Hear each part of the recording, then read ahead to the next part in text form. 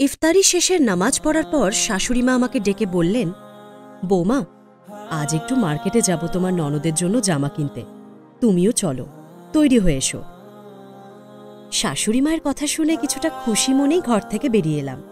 ভাবলাম হয়তো আমার জন্যও কিছু কিনবেন, এই জন্য নিয়ে যাচ্ছেন। আমি তৈরি হয়ে আমার ননদ আলিশা আর শাশুড়িমায়ের সাথে বের হলাম। মার্কেটে ঢুকে একটা বড় দোকানে বসে আলিশা বলল, আমি এবার পাকিস্তানি 3 পিস কিনব। আমার শাশুড়িমা হেসে বললেন, তোর যা যা কিনতে ইচ্ছে করে সব কিছু নিয়ে দেব, তুই শুধু পছন্দ কর। আলিশা বেশ কয়েকটা জামা পছন্দ করল। মা সবগুলো জামা ওকে কিনে দিয়ে বাড়ির দিকে হাঁটা দিল।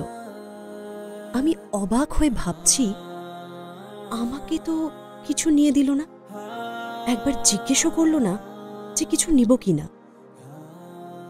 আমার ভাবনার মাঝেই শাশুড়িমা বললেন, আজকে আর টাকা পয়সা কিছু রাখলো না তোমার ননদিনী, আমার সব টাকা শেষ হয়ে গেল।